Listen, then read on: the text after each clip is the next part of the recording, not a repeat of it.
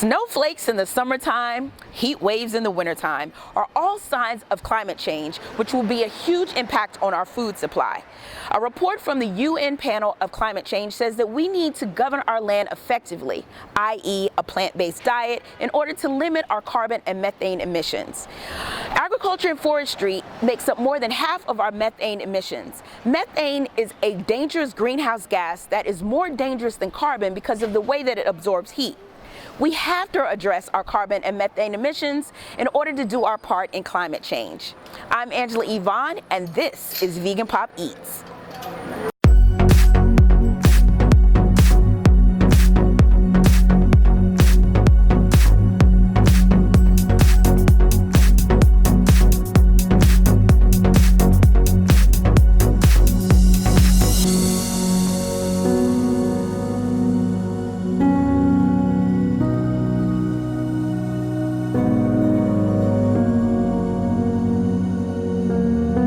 Here at Avant Garden, a space whose food tantalizes your palate and makes your senses come alive. Located at 130 East 7th Street, we are ready to get on the green side. Also, I have Pam Wiznitzer. She is a beverage guru and a bomb-ass cocktail maker. This is gonna be fun. Yes, Drew. Okay. Wine from Sicily. The winemaker is Alessandro Viola. It is Catarato, and it's from Alcamo. It's like a little west of Palermo. I am here with Pam Wiznitzer. I'm going to call her the beverage whisperer because she is award-winning. She is the person that you go to if you want a phenomenal beverage recipe. Pam, thank you so much for coming on VeganPopEats. I'm so excited. Me too. I'm very excited. Thanks for having me. So excited. Yes. So tell us a little bit about what you do for the people who are clueless. So I work in the beverage and spirits industry. I've been actually behind bars, not in jail, but behind bars in the city. I have to make a clarification of that. For about 13 years. And in the past year and a half, I came to the other side, and now I consult and run beverage programs in New York City. I've done some across the country as well, and I do a lot of internal strategy and consulting for spirits brands and companies as well. So for the people who didn't understand what she was saying, she's the go-to. She doesn't like I make drinks, like I just make cocktails. Speaking of cocktails, as a vegan, what kind of spirits do you suggest that we should, when we're out and about wanting to drink? Because, you know, we're trying to make sure that we are doing our part as far as eating healthier, dealing with plants and things of that nature. What are some of the spirits that you would recommend to us? Yeah, so I think that's a great question. First, you should always be doing your research. No matter what it is that you eat or drink, you do your research ahead of time. If you have a question, you've never seen a bottle before, it takes 2 seconds to do a Google search, just to learn a little bit about ethically how it's made, production value, if it's a company you want to align with, and if there's anything, especially as a vegan, that you can or cannot have. For example, spirits like Benedictine, which is a liqueur, is really delicious. However, there are hints of honey in there. So for vegans who don't have honey, you have to be aware of something like that. Most spirits, we're talking like vodka, gin, tequila, rum, whiskey, you're in the clear. You know, those are made from products that everybody can access, grains, vegetables, potatoes, so on and so forth, and it's distilled, so it's clean. They're all gluten-free. Surprise! All spirits are gluten-free, unless there's an excessive amount of caramel coloring that's put in there or any other additives. So those are really great just to keep a watchful eye on, and I really think, you know, honing in on companies who are doing things a little bit more ethically or have really great producers behind them are ones that, you know, we should support a bit more. Absolutely. So what have you heard about the vegan lifestyle? Well, I have a lot of friends who are vegans. Yes. I've dated vegans. Yeah. Aren't we the best? Yes. They are great. And you know, it's funny, I grew up keeping kosher. Right. And the way I kept kosher at home was our house was completely kosher, which is a style of eating for those who are Jewish. And we had 2 sets of everything in my house, and like meat was separate than dairy, and there was some meat we couldn't have.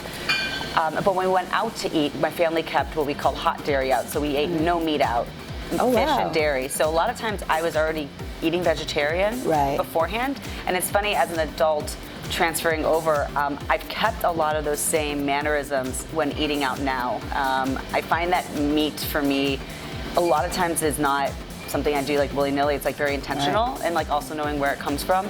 And when there are really great vegan options, I actually opt for them. Yes. Which is really neat. Although I'm not gonna lie, I love a cheese board, and like cheese is my favorite thing in the world, so that's a little tough for me to separate.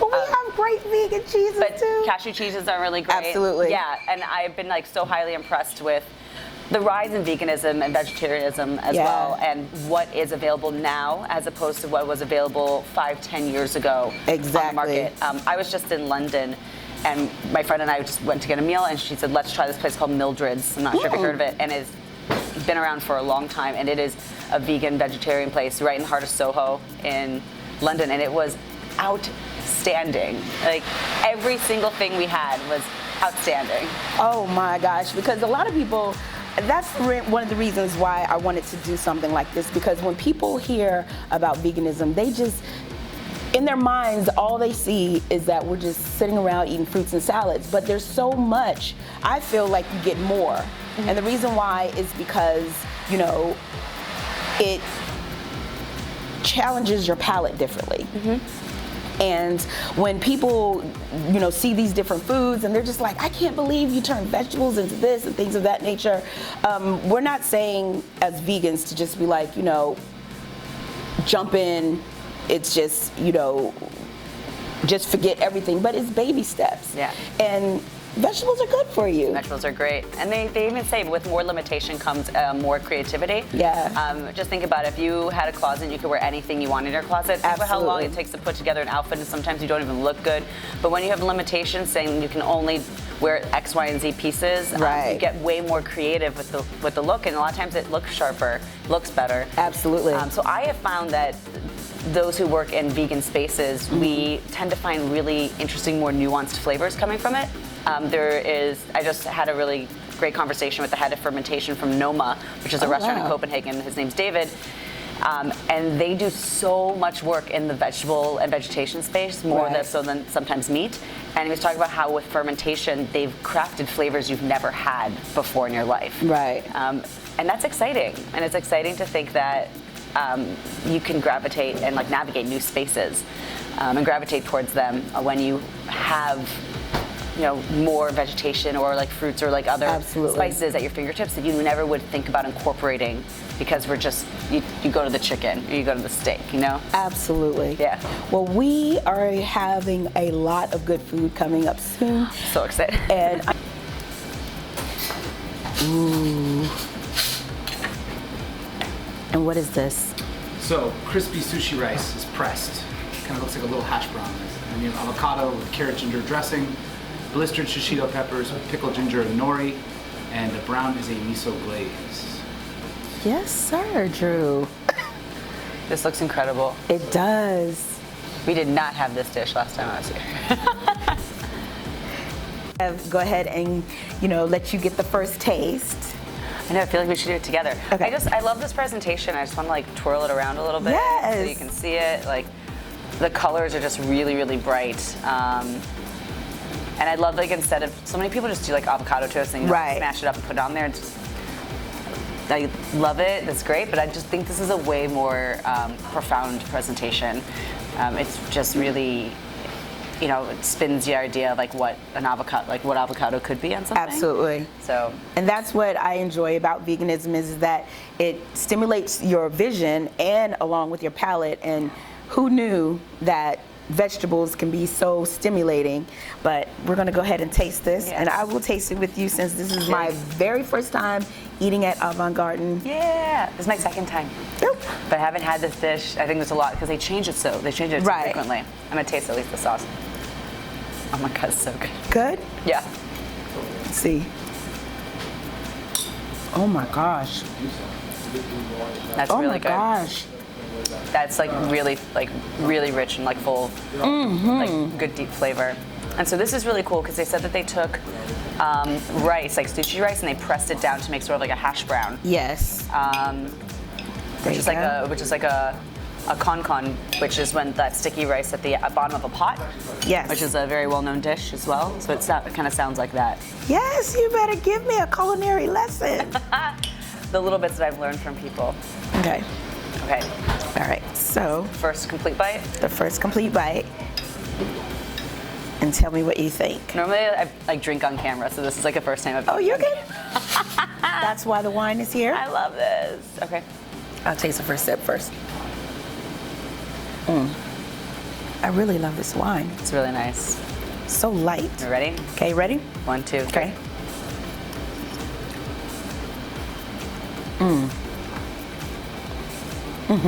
That's really neat with the inclusion of the sesame ginger. And you can see like the little bit of seaweed on top. It flips it to more Far East Okay. flavors, which I like. So you're incorporating the more Japanese style flavors into something that like I don't think anybody would really put it with avocado Right. before. So Right.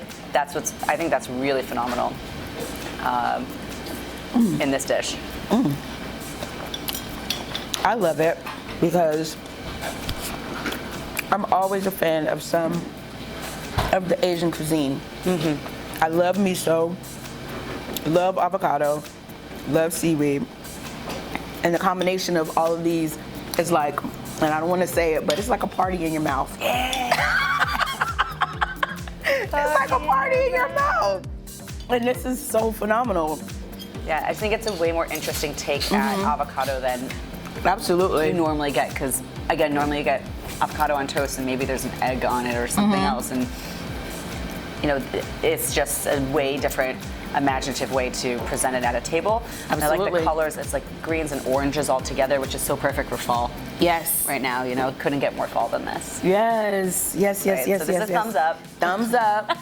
We really Thumbs like this. up. Let me Matches just the orange wine. Taste a little piece. Yeah. I'm gonna get one more piece, and then I don't blame you. we're gonna try something else. Yes. That's really good. You get the shishito in there. Yes. Oh, I didn't do that. Yeah. The shishito. And some of them are spicy, so that's the fun thing about shishitos is, you know, it's kind of like roulette. When you get like a whole bowl of them, and they always tell you like, some are spicy. Right. And then you like 3 of the 10 you ate were just like burn your mouth. I had like that.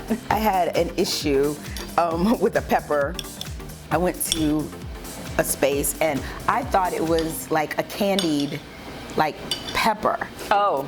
And I bit into it, and it was like I had an out-of-body experience. It was so hot. It was so hot. It's So the ghost chili pepper. Oh, I wonder which one it was. It was the one that's like, I think it's prevalent in like Habanero? Mexican dishes. It looked like a chili pepper. An arbol chili pepper, maybe. I think so. They're hot. You have to be careful. That I've never experienced any. He was like, you need milk. You need, like I had to guzzle almond milk. Oh no. Because it was crazy. I thought I was gonna lose my mind. Note to self. Note to self. Be careful. I'm gonna let someone else taste the pepper first. Okay, these are your. So this is the artichoke toast. So you have spinach and artichoke pureed as the spread layer on the bread, with cashew, jicama, and frisee. There's also a little black truffle vinaigrette. And then here we have onion marmalade as the spread layer on the bread, marinated cremini mushroom, walnut puree, Calabrian chili, and red grape. Wow. Just wow. So here we have homemade spaghetti. We roll the pasta fresh every day. Oh. You have carbonara with charred spring onion and smoked white mushroom. It That's a smells phenomenal dish. divine. Yeah. Hey, every morning I'm getting up, Toast. mashing the avocado, and then I've started to get the little chili flakes on it. But at first it was Yeah. just basic. But the more that I am obsessing over learning how to cook, that was the one thing that I am happy about, is that when you become, vegan, you have to learn how to cook. Right. So Well, I feel like that's a positive part of becoming vegan, because again, when things are really easy, you become lazy. absolutely. And when you have to work harder for something, the reward is greater. Yeah. And a lot of that is tied into the ability to cook for Yeah. yourself and to learn ways to make things that you used to love, but in a new context that you want to do Right. it. And it's making me feel like I could, compete on MasterChef because Watch out, season whatever you are now. because I'm feeling myself because before I we're gonna wasn't have the vegan chef be out everybody else. Yes, but don't come at me because, I'm not coming at you. I said I do toast well.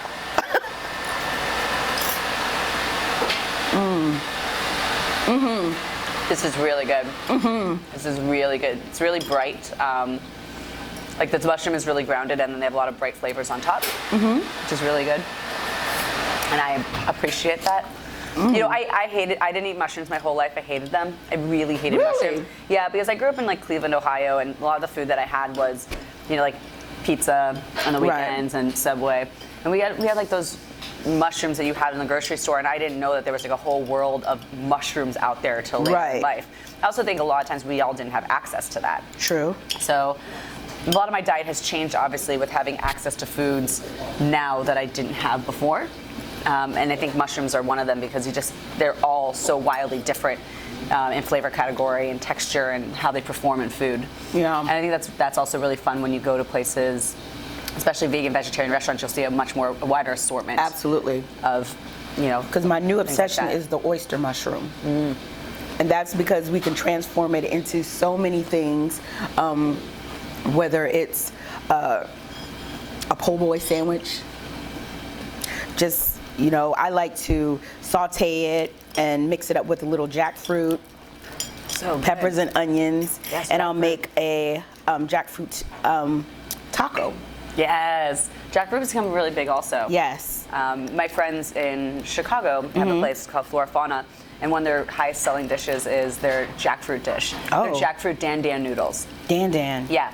And I think what's so incredible is they have everything on the menu, every kind of thing on the menu, and the jackfruit dan noodles are one of the number one selling dishes. I think that's really exciting. Yeah, jackfruit is my favorite. Like, I've made jackfruit chickpea omelets. Yes. So I'm telling you, MasterChef. They're there. I'm trying to Coming for you. come in for me. And I'm gonna stop being fancy because I'm having issues with my knife. So I'm gonna go ahead and eat this. I mean, get involved with your food. Put your hands on it. Oh my gosh, you have to taste this one. This one?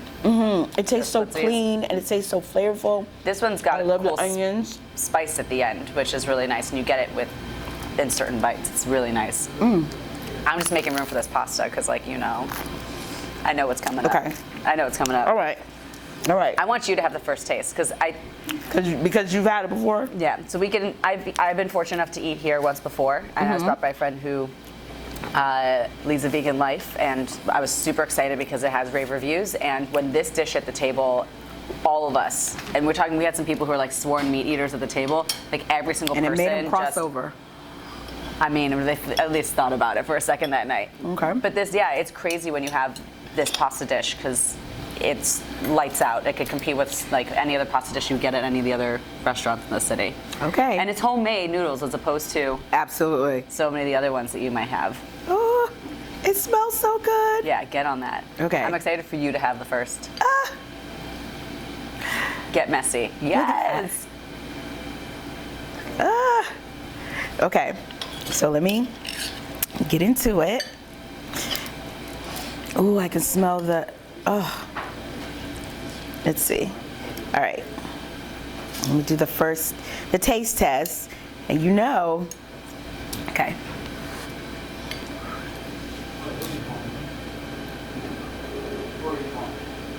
Oh my God. Incredible, right? Oh my God. Yeah. It makes you want to cry a little bit. It's just that good. It's so good. It's so creamy. And I can understand how this would make you cross over from eating cheese because all the flavors combine.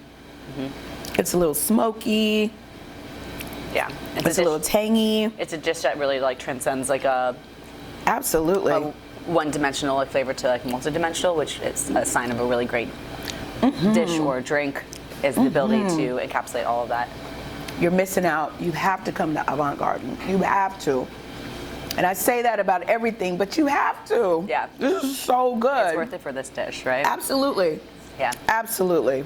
And I think if any chef, and I think this is a limitation of some chefs that can do everything, if you start thinking about the ways you can take your favorite dishes and spin them and present them in your more mainstream restaurants like this. Yes. Like, I wonder about the conversations we could start having about access, like food accessibility and how we do things in our kitchens and ethically, and how we push forward healthier diets as well. So would you think that that would be a sign of your level of, I guess you would say, chefdom, that you can take a basic dish and spin it into whatever, how can I say it? I won't say genre of foods, because would it be genre? Because there's Italian foods, there's Hispanic dishes, there's Lebanese type foods, but would you think that that would test what a chef is capable of doing if they could?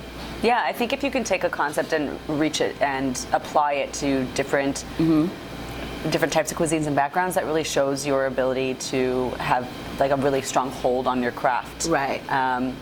Because we can cook the same thing the same way our entire lives, but if you can show how newer techniques can come into the older, more traditional ways to enhance it and make it better, that's modernity, and we either adapt with modern times or else we lose out.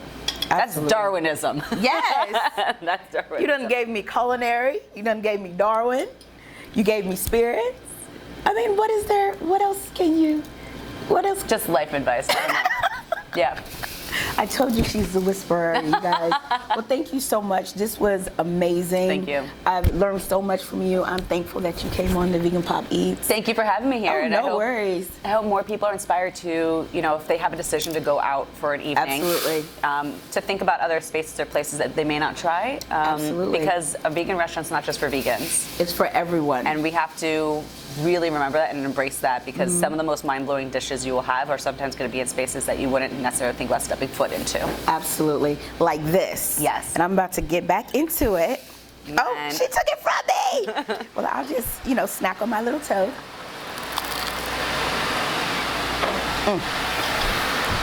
That was amazing. The food was amazing, the ambiance was amazing, and of course the company was amazing. Be good to yourself, love on our planet. I'm Angela Yvonne, and this is VeganPopEats.